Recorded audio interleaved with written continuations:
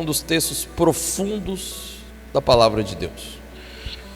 Olha, a palavra de Deus ela é muito rica, é muito saborosa. E assim, eu sou pastor, sou às vezes sou suspeito para falar, mas a palavra de Deus ela é tão rica, mas tão poderosa, mas tão saborosa, porque é algo assim que eu a cada dia que paro, que leio, que estudo, eu fico fascinado. É impressionante porque a cada dia que paro para ler, para tentar ouvir algo de Deus, é impressionante. Toda vez o Senhor fala comigo. A cada vez que eu leio, que eu abro, o Senhor mostra algo. Às vezes são coisas de textos que eu já li várias vezes, mas é impressionante, a cada vez que eu leio, o Senhor mostra algo diferente, porque a palavra dele é rica, é poderosa. A palavra dele é que pode mudar a nossa vida. Sabe o que vai alterar você por completo? Quando a sua mente mudar de perspectiva e a sua mente conseguir sintonizar com a mente, com aquilo que está dentro da palavra de Deus. Tudo que está aqui, filho, é a mente de Cristo. A mente de Cristo, na hora que ela for colocada dentro da sua mente, todas as coisas da sua vida vai ser alteradas. O seu comportamento, o seu jeito de andar, o seu jeito de falar, a sua maneira de agir, dentro da sua casa, na sua família, com o seu marido, com a sua esposa, com os seus filhos, tudo é alterado dentro de você. A sua perspectiva de vida, as suas crenças, aquilo que você tem para o seu futuro, tudo vai ser alterado. Porém a palavra tem que entrar, a mentalidade tem que mudar, amém ou não, meu irmão? Por isso hoje eu queria que você ficasse muito atento. Olha, tem muita coisa que tem muitas vezes nós viemos aqui ministrar e falar aos irmãos, e cada vez que nós viemos é importante, mas tem algumas vezes que parece que o Senhor quer manifestar de uma maneira mais forte. Eu penso que talvez seja hoje. Por isso fique atento, não perca nada do que vai ser falado, porque eu sei que Deus quer alterar a sua vida hoje, amém? Também sei que nós não temos talvez a nossa cabeça ainda não consegue gravar todas as coisas. E talvez também nós não temos o conhecimento total da Bíblia. Talvez você tenha um conhecimento, mas um conhecimento pouco. Então, você tem que concentrar mais ainda. Porque eu vou falar hoje coisas mais profundas, que vai exigir de você atenção, para que você não perca o início, nem o meio e nem o fim. Para você entender o fim, você precisa entender o início também, amém? Glória a Deus. Por que, pastor? Bom, aqui nesse texto, o que o autor, quem escreveu foi o apóstolo João. O que o apóstolo escreveu, ele escreveu de uma profunda revelação que somente ele recebeu. Jesus, ele tinha quantos discípulos, irmãos? Quantos mesmo? Tem certeza? Mais um não morreu? Suicidou? Colocou outro. Então são quantos discípulos? 12. Dos 12 discípulos que Jesus teve, um apenas, que foi João, recebeu uma revelação que foi maior, parece que foi maior do que a dos outros. O que o João recebeu de Deus, nenhum dos outros receberam. Todos os outros discípulos andaram com Jesus. Todos eles ouviram Jesus falar sobre as parábolas e dar também a revelação de cada parábola. Todos eles viram o Cristo ser crucificado e o propósito de Deus ser estabelecido e ser concretizado na terra. Todos eles. Mas João teve uma revelação em vida. João ainda não estava morto. João teve uma revelação em vida que nenhum dos outros teve. E uma das revelações mais profundas da palavra de Deus, gostaria que os irmãos prestassem muita atenção aqui. A palavra é para você. Os irmãos se distraem com facilidade. Se você distrair, você não vai conseguir absorver. Ouça o que eu estou te dizendo. Nem dorme também não. Fique bem atento. Tem certas coisas na palavra de Deus que são muito profundas. Algumas também são muito elevadas. Está aqui uma das coisas profundas e elevadas da palavra de Deus que nós vamos falar hoje. Porque João, ele teve uma visão que nenhum outro discípulo teve. Ele teve a visão do trono de Deus em vida. Moisés, vou te falar algo que você vai entender. Alguém aqui conhece Moisés? Não é um aqui não. Não é o Moisés aqui não. Moisés da Bíblia. Aquele que colocou um par de cada animal na arca.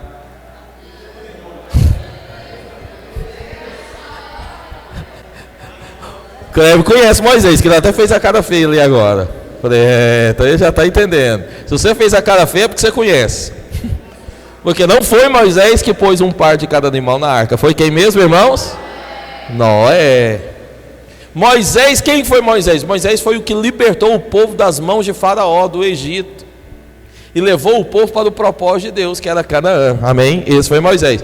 Moisés, nesse percurso, ele quis ver Deus. Moisés foi aquele que recebeu as leis, que até hoje o mundo inteiro é regido por elas. E nesse percurso ele quis ver a Deus, dona Judicélia. E ele insistiu com Deus, bateu o pé e falou: eu quero ver o Senhor. E Deus falou para ele: beleza, eu vou deixar você me ver, só que eu vou passar do outro lado do monte. Alguém já foi ali naquelas montes de pedras de queimadas? O D'Artagnan foi e ainda tirou foto. Então, o Senhor só passou do outro lado do monte, bem distante, bem longe, e falou para ele: se você quiser me ver, fica bem aqui nessa buraquinho, você vai muito longe, ela quilômetros e muitos quilômetros de distância. Mas mesmo assim Moisés ficou lá, viu só um flash da luz, da glória de Deus, e aquilo lá já teve poder para mudar a vida dele. João, por que eu estou te falando isso? Porque o Senhor não deixou Moisés ver. Porque o Senhor ainda disse: você não pode ver que você não vai aguentar. João não viu um flash. João foi arrebatado vivo para o céu. Ele viu o próprio Deus sentado no trono. A visão que João teve, irmãos, foi tão espetacular. Foi um negócio assim, tão... Qual palavra usamos? Tão inexplicável, cabulosa, que quando ele viu o Senhor no trono, ele não ousou descrevê-lo. Eu li todo o texto para você, mas eu tenho certeza que você não prestou atenção. Vou te mostrar. Coloca lá, Anderson, no versículo 3. Versículo 3, Júnior. Estou acostumado com o Anderson. O Anderson está diferente.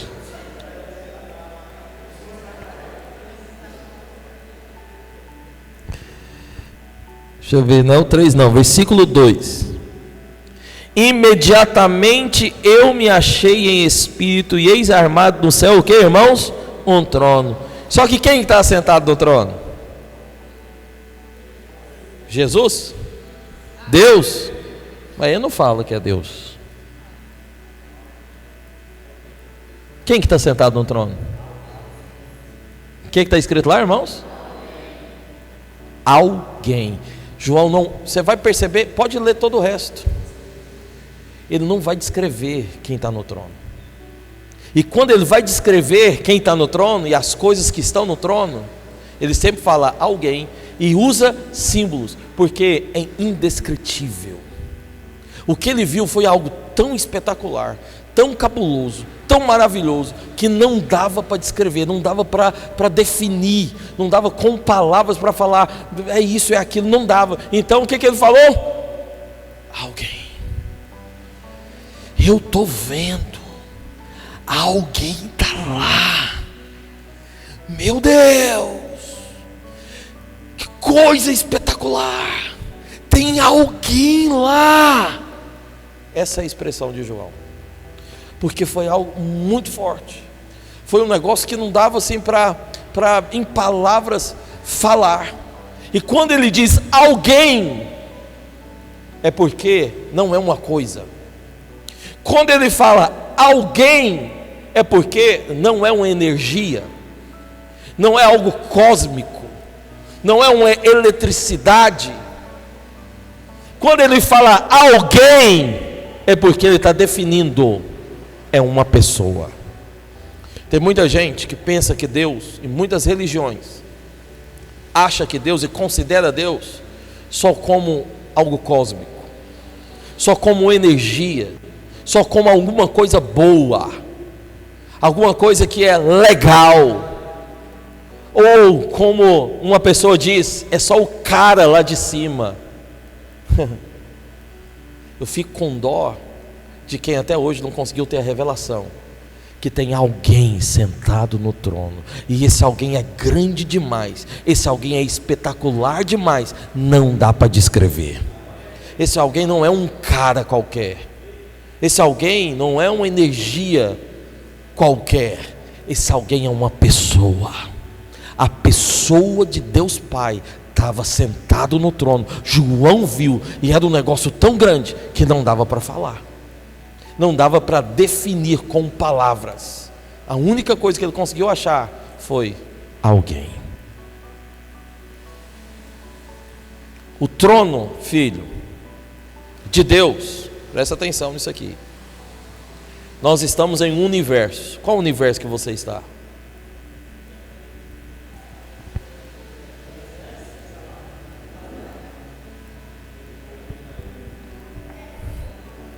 Via Láctea. O universo é formado por milhões de galáxias. Nós estamos nesse universo através da galáxia Via Láctea. Mas tem vários outros. Eu quero só te falar algo, que todo o universo ele é governado, gerido por causa do trono de Deus. O trono de Deus é o que governa, controla, gere e está acima de todo o universo. Significa que está acima de você também. O trono de Deus, filho, só existe perfeição no universo porque tem um trono que está governando, e não é o seu. Não é o seu sofazinho lá da sua casa, onde você senta e acha que pode governar tudo. Não é.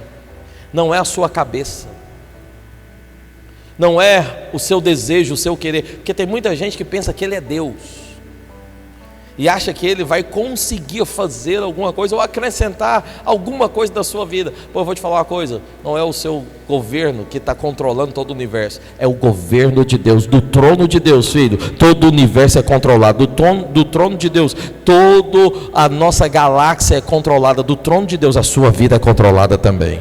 Só que alguns submetem, outros não. E é desse trono que nós vamos falar hoje.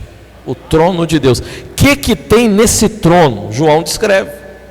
Há muitas coisas no trono, e João vai descrever várias delas. Eu vou falar para os irmãos hoje aqui apenas 6 coisas que João descreveu que tem no trono, e que é importante para nós, porque esse trono está governando todas as coisas, está governando também a nossa vida.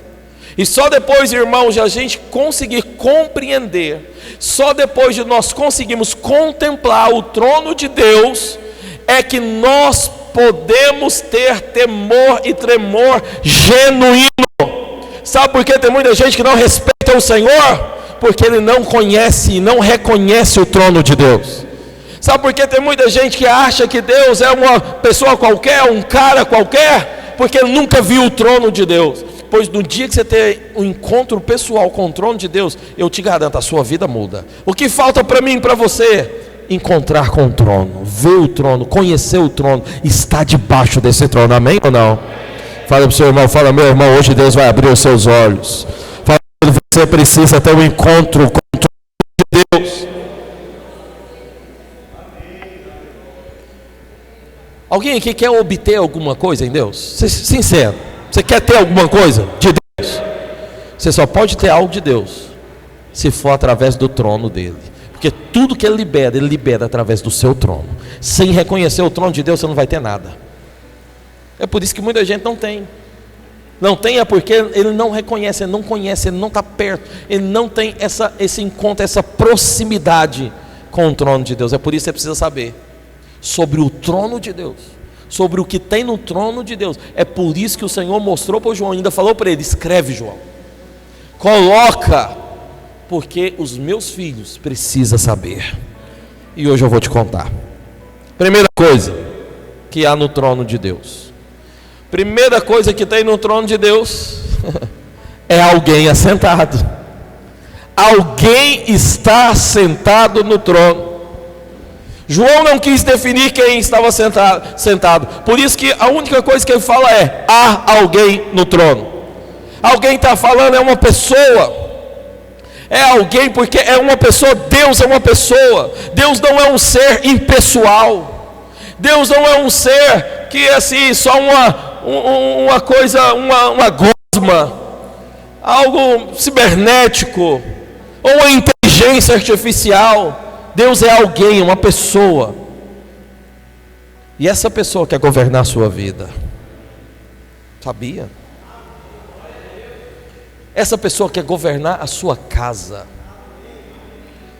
Você sabe por que tem muitos que vão à falência, ruína? Porque não são governados pelo Senhor. Sabe qual que é a melhor coisa que tem para a sua vida? É ser governado pelo trono de Deus e por alguém que está sentado lá, que é o Senhor nosso Deus. Você tem que ser governado por Ele, filho. Ele tem que governar você, os seus desejos, a sua casa, a sua família e tudo na sua vida. Abra o seu coração hoje, para que o trono de Deus entre dentro de você e governe você, amém? João também diz que quem está assentado nesse trono é semelhante.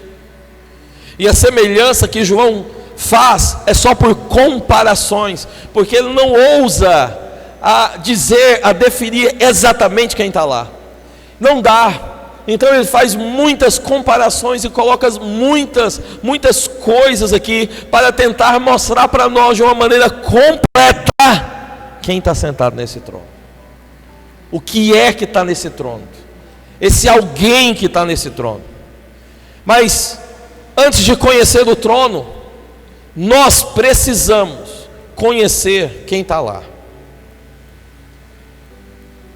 Não tem como você explicar o que está no trono de Deus sem ter intimidade pessoal no seu coração com esse alguém que está sentado no trono de Deus.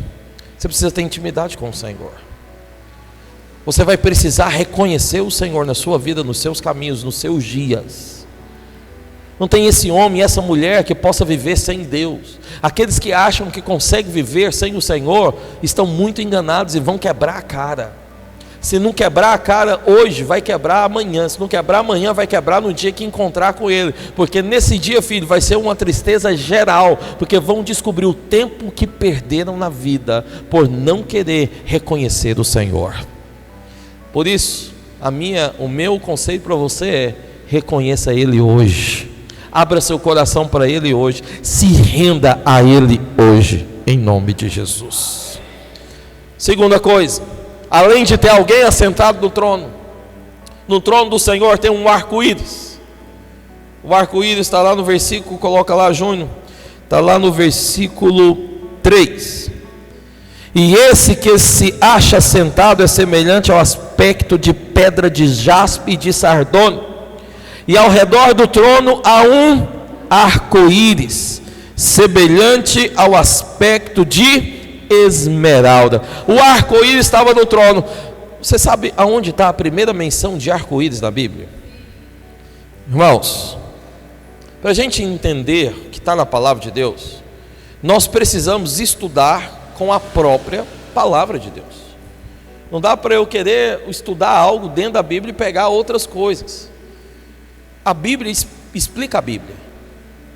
E a primeira menção de tudo que tem na Bíblia é importante, porque a primeira menção, ela dá o sinal do que vai acontecer em todo o resto da palavra de Deus. E a primeira menção de arco-íris da Bíblia está lá em Gênesis capítulo 9, versículo 3. Lá em Gênesis 9, 3, Noé saiu da arca e ele recebeu um sinal de Deus. 9, 13. E ele recebeu um sinal de Deus. Está dizendo lá, vamos ler bem forte juntos? 1, 2, 3 e... porei nas nuvens o meu quê? Será por sinal da aliança entre mim e a terra. Para você que não conhece a história, eu vou ter que te contar. Quando Deus chama Noé, Deus manda Noé construir o que, irmãos? Uma arca. E essa arca era para fazer o quê?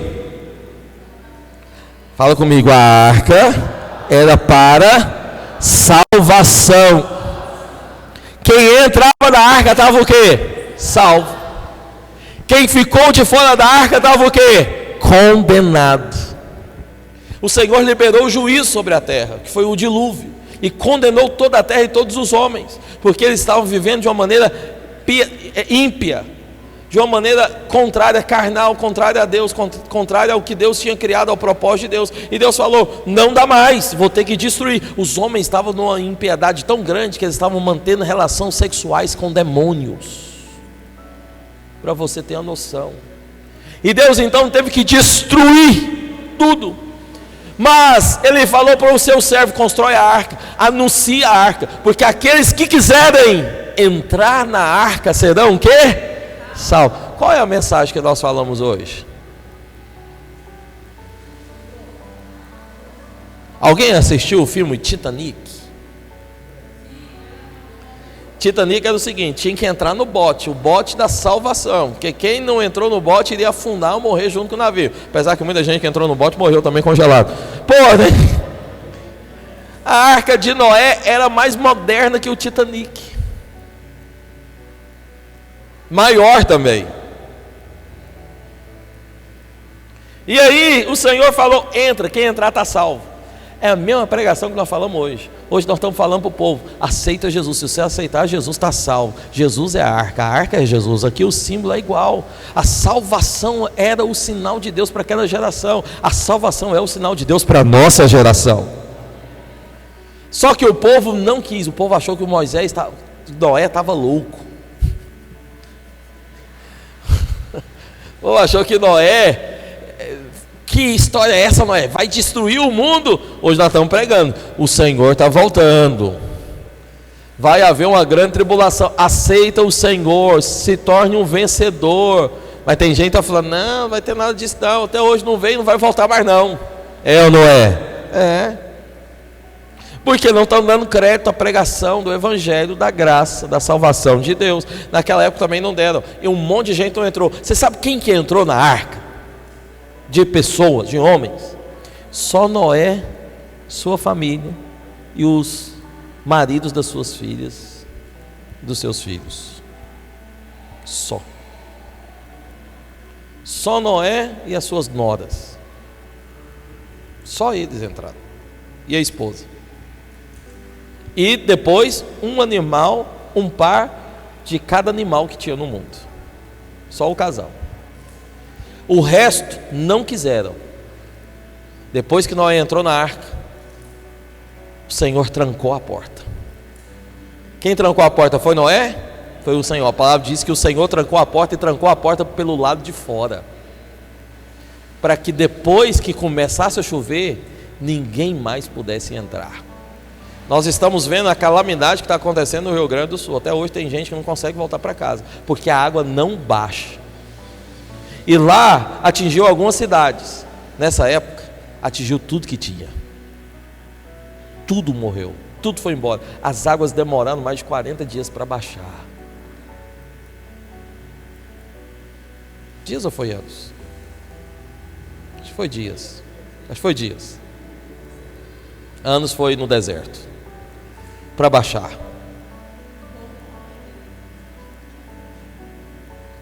Povo, quando começou a chover, correu para bater na arca tentando entrar. Mas Noé gritava lá de dentro: não tem como abrir. O Senhor trancou do lado de fora. Quem entrou, entrou. Quem não entrou, não entra mais. Pois se você ainda não aceitou o Senhor na sua vida, aproveita a oportunidade hoje. Porque aquele que aceitar, entrou. No dia que o Senhor voltar, quem não entrou, não entra mais. Se morrer sem o Senhor, quem não entrou, não entra mais. Por isso aproveita a oportunidade hoje. Cutuca seu irmão e fala para ele: meu irmão, aproveita hoje. Fala para ele: se renda ao trono de Deus. Aí depois depois que as águas desceram, deixa eu terminar a história. Depois que as águas desceram, Noé e sua família saem da arca. A arca parou em cima do monte. E Noé e sua família saiu da arca. Na hora que ele saiu da arca, Deus colocou o arco-íris desse texto aqui que eu estou lendo para você. Deus colocou o arco-íris do céu. Alguém aqui já viu o arco-íris? Quando chove e sai o sol e aparece o arco-íris? Então, esse aí é o símbolo do trono de Deus, filho. Tem gente que está pegando o arco-íris e colocando como símbolo do quê?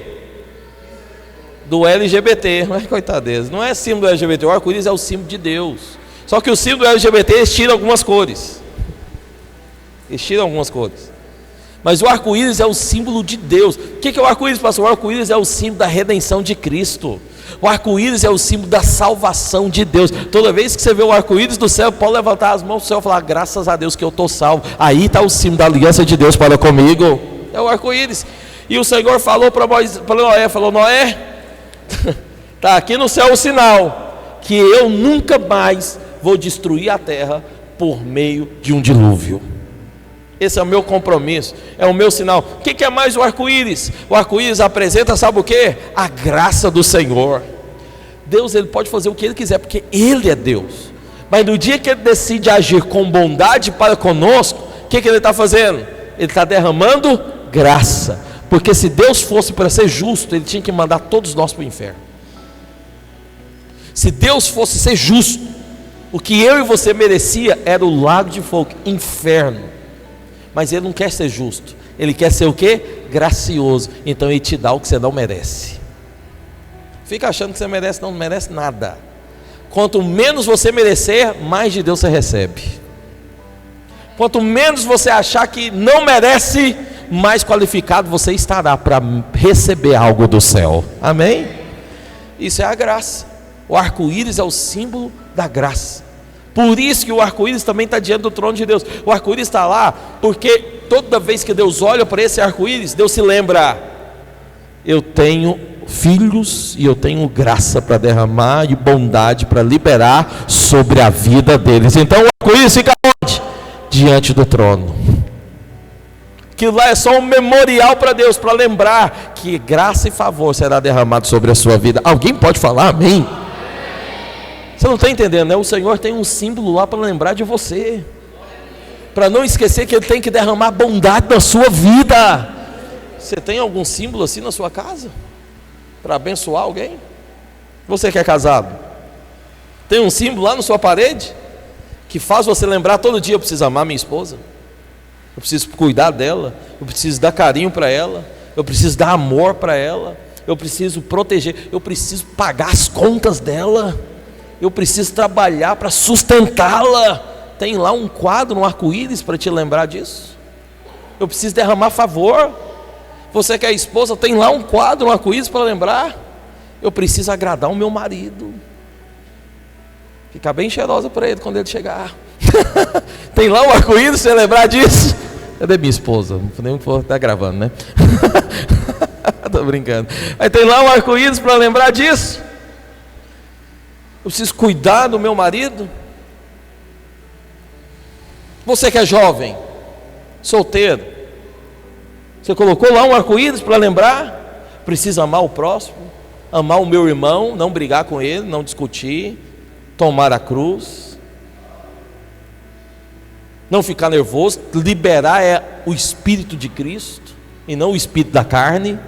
Tem lá um arco-íris para lembrar: eu preciso honrar meu pai e a minha mãe. Tá, colocou? Pois bem, você não tem, né? Eu e você é o que precisava ter, mas Deus que não precisa, colocou lá. Isso é só mais uma demonstração da graça e do favor de Deus para conosco. Amém ou não, meu irmão? Hoje, irmão, isso é favor demais. Deus coloca um memorial por causa de você. Tem um memorial no trono dele porque ele quer abençoar você. E ainda tem gente achando que Deus vai pesar a mão. Não vai não, filho. Tem um memorial diante dele lá para lembrar ele: eu vou derramar favor, graça, bondade. Eu vou encher a vida e a casa de cada um de muita bondade no ano de 2024. Amém? É o memorial que está diante de Deus. que mais que há diante do trono? Além do arco-íris. Vamos só ler um texto? Abre lá, antes de eu passar para o segundo ponto. Abre lá em Hebreus capítulo 4, versículo 16. Hebreus 4, 16. Vamos ler bem forte? 1, 2, 3. E achegamos, portanto, confiadamente, junto ao trono do que, irmãos? É o trono do que, irmãos? O arco-íris está lá, está vendo? E aqui é trono da graça. O que é graça? Graça é um favor que ninguém merece. É o trono da graça. Terminando o texto, está dizendo: a fim de recebermos o que, irmãos? Meu Deus! Graça e misericórdia ao trono dele. E terminando, e acharmos graça para socorro. Aonde? Quem precisa de socorro? Quem a graça de Deus se libera de você. É isso que o Senhor está falando. Esse é o trono da graça. O arco-íris está lá. Ele se lembra de você. Só tem um detalhe. Quem está diante do trono, quem consegue ver o trono, quem consegue entender que no trono tem um arco-íris, e arco-íris simboliza a graça, a salvação de Deus, ele vai fazer como Paulo. Coloca lá, 1 Coríntios capítulo 9, 16. Ele vai fazer como Paulo. Paulo aqui em 1 Coríntios 9, 16 fala: ai de mim, se eu não pregar o evangelho. Porque, filho, após ver o trono, não tem jeito. A primeira coisa que vai acontecer na sua vida é a disposição. Porque a impressão desse arco-íris vai ficar dentro do seu coração. A impressão da graça e da salvação de Deus vai ficar dentro de você. Então, uma vez que você viu o trono, você vai ter a disposição de falar do evangelho do Senhor para qualquer um. Não tem jeito. Quem viu o trono manifesta graça. Quando que eu manifesto graça, pastor? Quando eu quero abençoar aqueles também que não merecem. Quando eu quero liberar a palavra para aqueles também que estão aí, ó, cheio de problemas, cheio de... Sabe o que é levar as pessoas para o encontro? Levar as pessoas para o encontro. E quem resolve trabalhar nesse nível, ele só resolveu trabalhar assim porque ele já viu o trono da graça. Porque quando ele vai lá insistir com alguém para participar do encontro, fica pegando o pé e o povo nem quer. O povo fica disfarçando, falando, eu vou, mas não quer ir nada. Mas você fica lá insistindo, pegando o pé, falando, tem que ir, vamos, você vai. E aí você ainda fala o preço, não, acha caro ainda R$100. Você fala, não, você vai ter dinheiro. Tem uns que até paga para ele ir participar. Sabe por que você faz isso? Porque você entendeu que a graça de Deus é que é importante. Você viu o trono. Uma vez que você vê o trono, você entende que a graça precisa alcançar os outros também. A graça precisa alcançar os vizinhos também. A graça precisa alcançar os nossos parentes também. A graça precisa alcançar aqueles que estão perdidos no mundo, na droga, na farra, na festa, na bebida, no São João. A graça tem que alcançar eles também. Aí você entende isso, aí sabe o que você faz? Sabe qual que é a sua atitude? Ir atrás, chamar, falar, insistir, levar a ficha. Você que é líder, se você não pegar essa ficha e levar, só é uma demonstração que você ainda não viu o trono. Você que é membro de uma célula, se você não tiver a disposição para chamar, convidar aqueles que você já... Olha, irmãos, convidar que você nunca viu e nem conhece é um ponto, é complicado. Mas você não convidar nem aqueles que você já conhece, aí, meu irmão, não tem como. É uma demonstração que você ainda não viu o trono. Porque uma vez que você viu o trono, você vai falar que nem Paulo: ai de mim, se eu não liberar o evangelho da graça, que já está impresso dentro do meu coração. Ai de mim, se eu não for até os meus amigos, parentes e familiares, insistir com eles, falar com eles, pegar a inscrição deles e levar eles para ter um encontro pessoal com esse Jesus que é tão maravilhoso. Ai de mim. Só tem esse tipo de expressão aquele que já viu o trono. Só tem essa disposição aquele que já viu o trono. Porque alguns falam: ah, pastor, mas é difícil demais cuidar de pessoas. Não é difícil cuidar de pessoas, filho. É impossível. Porque você não cuida nem de si mesmo. Você entendeu? Não é difícil cuidar. É impossível. Por isso que só a graça de Deus que nos basta para fazer esse tipo de trabalho. Se não for através da graça, isso nunca vai acontecer. Trabalho nenhum vai acontecer, célula nenhuma vai crescer. Você precisa entender algo. Uma vez que o seu coração está cheio da graça e do favor de Deus, você vai ter a disposição de fazer aquilo que é impossível, mas não na sua força. Porque é impossível para você de maneira natural, mas é completamente possível a Deus, porque no poder dele você pode fazer todas as coisas. Então, se você vai no poder de Deus, filho, vou te falar algo.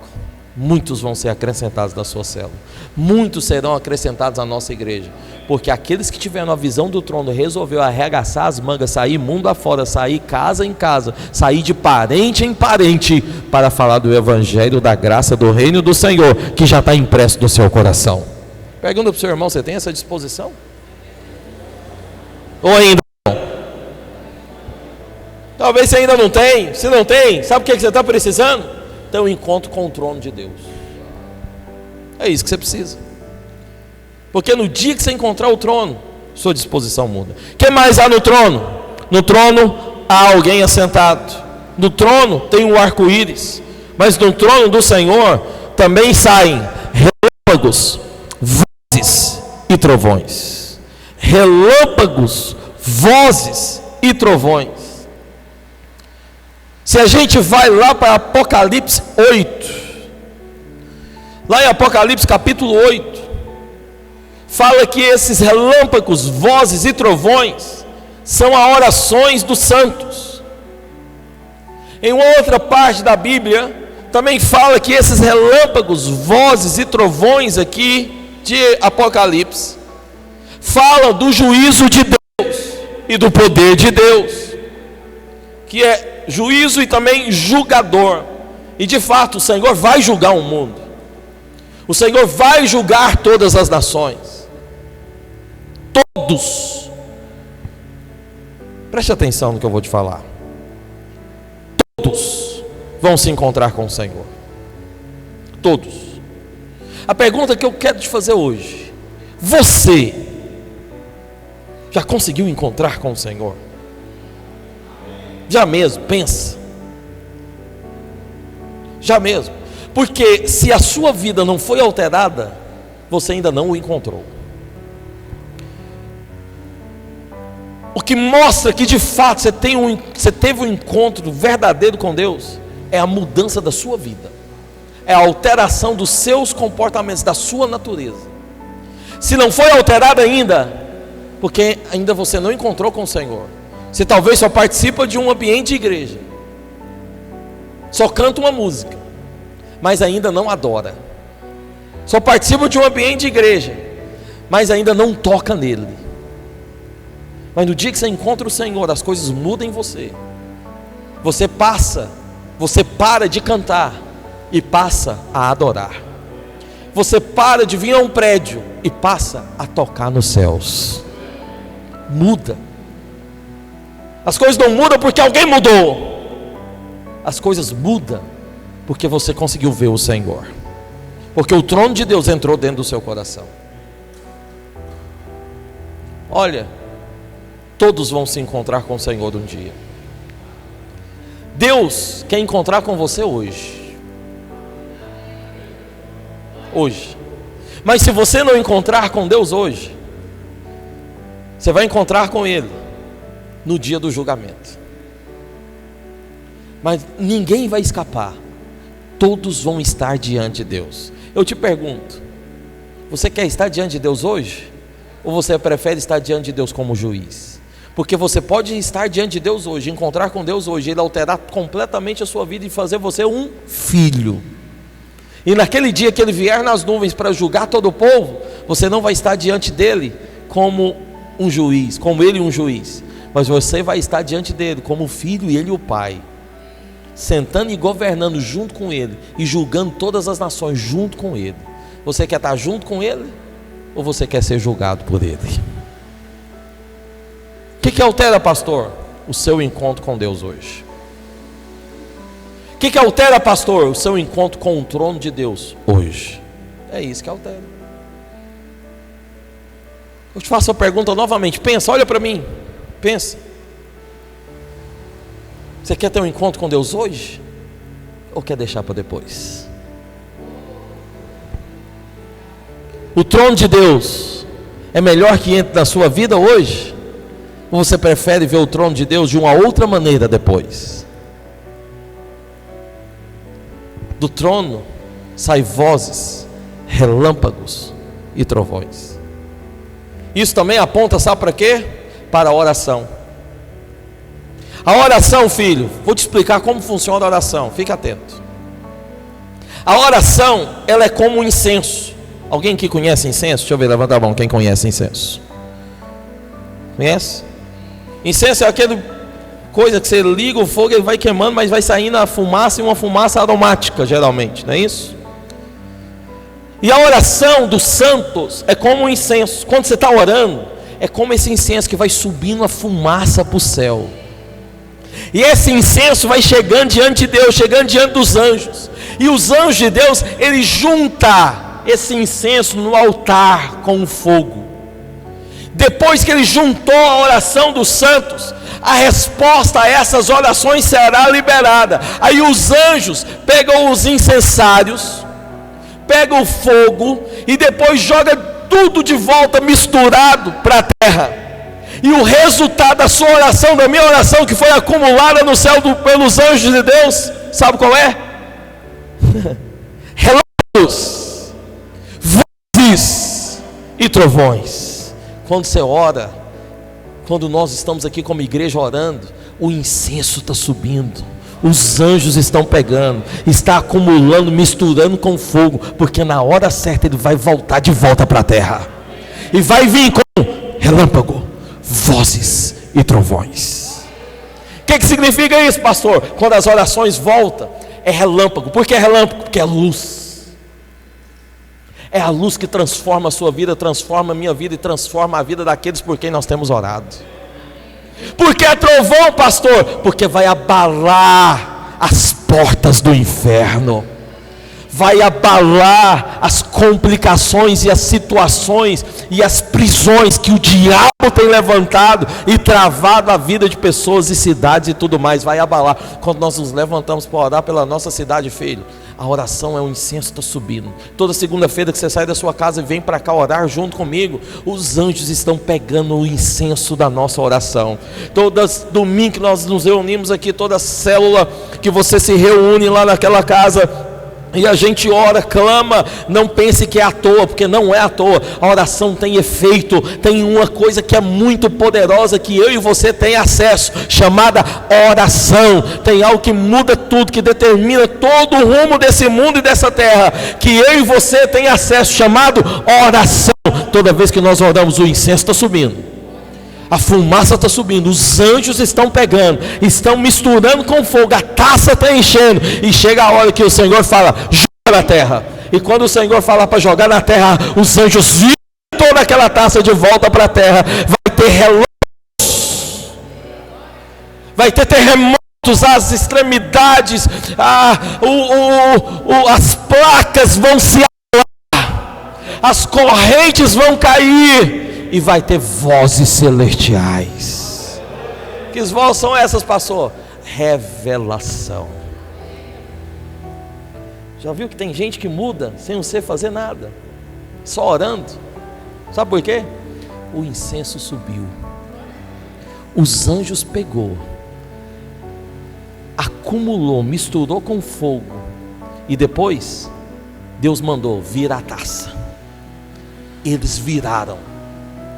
Os terremotos aconteceram, as estruturas foram abaladas, a luz chegou, mas no final de tudo, a revelação vem. Na hora que a revelação vem, filho, você não precisa falar mais nada. Tudo, todos, a cidade inteira é mudada, porque a revelação chegou. Agora eu vou te fazer uma pergunta: será que compensa orar? Eu vou te fazer mais uma pergunta: será que você precisa orar? Eu vou te fazer mais uma pergunta: por que não vem? por que que não vem para oração? Por que que não abre a boca e ora? Por que não? Se você fazer isso, um poder do alto será liberado. Pastor, mas eu não faço porque eu não sei orar. Quem disse que você precisa saber? Faz do seu jeito. É porque na nossa cabeça a gente tem que aprender primeiro.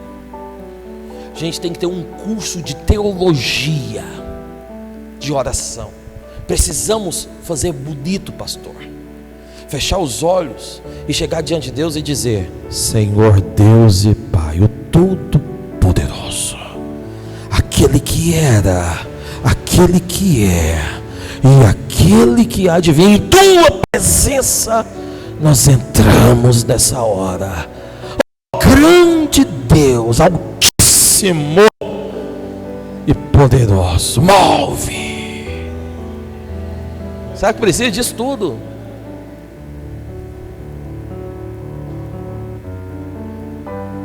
Tinha um jovem, bandidão, que ele converteu. Ele aceitou o Senhor. E numa das nossas pregações falamos para ele: você precisa orar, falar com Deus. Ele disse: mas eu não sei. Eu falei para ele: não precisa saber, ora do seu jeito. E do meu jeito ele é: